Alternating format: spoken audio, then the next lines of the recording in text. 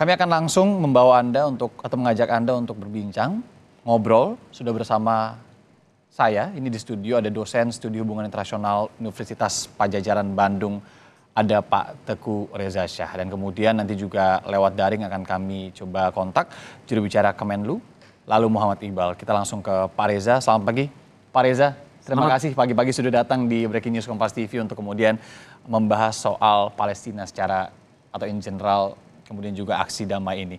Beberapa aksi juga sudah kita lakukan. Ini aksi solidaritas yang kemudian kemarin sudah sempat di area Wisma atau area Kedutaan Besar Palestina begitu ya. Kemudian saat ini aksi lintas agama. Besar sekali aksi ini. Kenapa ini menjadi penting, Pak Reza?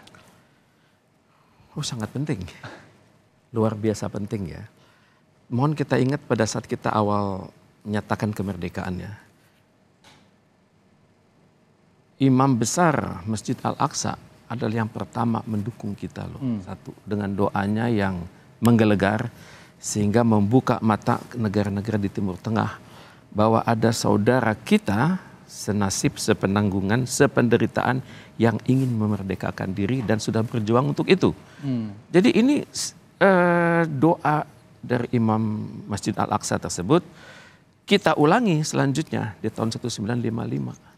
Doa yang sama dikemukakan oleh Bung Karno di Gedung Merdeka. Itu berdampak besar sekali itu. Dalam waktu kurang dari 10 tahun sudah ada 30 negara Afrika merdeka. Jadi kita punya sejarah batiniah yang sangat kuat dengan Palestina. Bahkan semenjak kita menyatakan kemerdekaan waktu itu. Bahkan kita masih ingat statementnya Ibu Menlu loh. Selalu mengatakan dalam setiap nafas Indonesia itu ada Palestina di sana. Jadi ini mengatakan bahwa kalau kita bicara Palestina, kita bukan hanya bicara soal konstitusi, di mana kita mengatakan kan penjajahan di muka dunia harus dihapuskan karena titik-titik itu kan. Tapi juga kita sudah berbicara di level kebijakan, di level strategi, di level keseharian, dan hari ini adalah buktinya. Ya. Bahwa pemerintah dan masyarakat itu satu suara. Bahwa kita tidak berbicara ini Palestina sebagai masyarakat muslim. Tidak, dia masyarakat yang heterogen. Agama-agama besar dunia ada di situ kan. Dan mereka semua sedang teraniaya. Dan potensi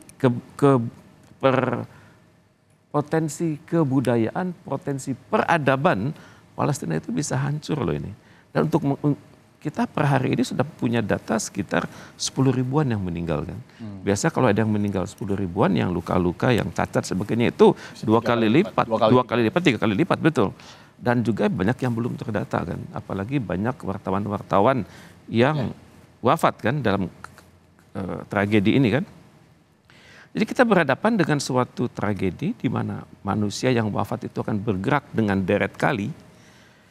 Kemudian mereka yang cacat, meninggal, terutama sekali wanita dan anak-anak juga akan deret kali. Maka kita bisa bayangkan dalam waktu kurang dari setahun ini peradaban mereka itu bisa bergerak menurun drastis.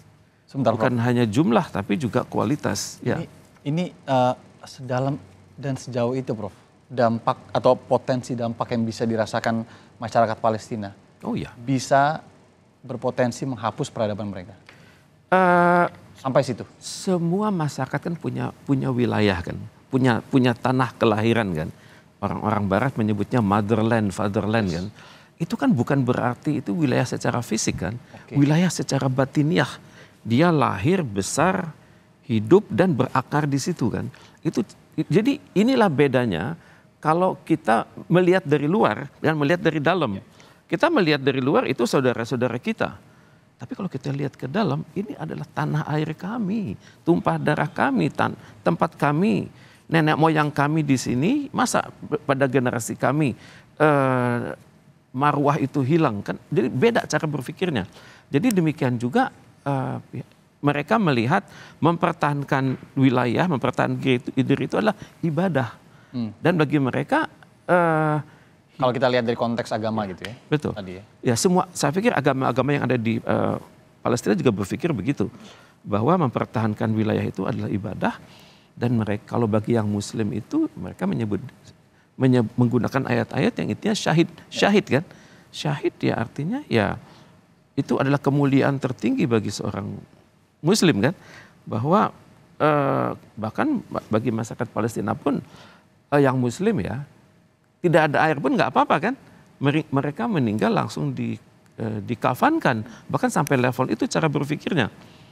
Jadi kita berhadapan dengan situasi di mana suatu peradaban itu mungkin hancur ya, karena begini, total masyarakat Palestina di seluruh dunia itu adalah sekitar 14 juta kan. Oke. Yang ada di Palestinanya itu sendiri di West Bank itu 3,1. Di Gaza itu 2,1. Di Yordania 2,1. Di Israel 2 juta. Di Syria 568 ribu. Beda peradaban yang ada di tanah asli dengan peradaban kebudayaan yang ada di wilayah lain. Kalau di wilayah lain itu seperti masyarakat Palestina di Jerman ada 100 ribu. Masyarakat Palestina di Kanada 50 ribu. Di Inggris 20 ribu. Di Belanda 10 ribu. Di Australia 7 ribu. Ya beda. Mereka itu bisa terintegrasi dalam suatu kebudayaan yang sudah ada kan. Tapi bagi mereka, State of Palestine itu penting sekali. Mereka hidup di West Bank itu penting sekali. Mereka hidup di Gaza Strip itu penting sekali.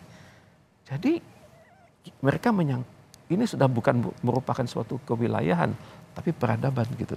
Kalau sedikit demi sedikit terkikis, ya sudah. Dan ini sudah hampir sebulan ya. Mungkin kita melihatnya, sebulan gitu. Dari tapi tanggal 7. Spesifik untuk yang saat ini. Ya. Gitu. Tapi kan kalau mungkin kita lepaskan dulu yang saat ini, saya ingin ajak pemirsa juga untuk melihat kontekstual dari peristiwa ini yang sebenarnya ini sudah sangat panjang sekali gitu ya Prof. Betul. Kalau kemudian orang saat ini bilang bahwa oke, ini ada yang nyerang duluan misalnya Hamas, ya perbedaan-perbedaan pendapat seperti itu, kemudian dibalas Israel dan lain-lain.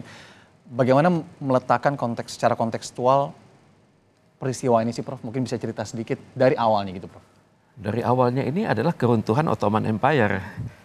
Jadi Ottoman Empire ini jatuh pada saat Perang Dunia Pertama kan. Oke, Prof,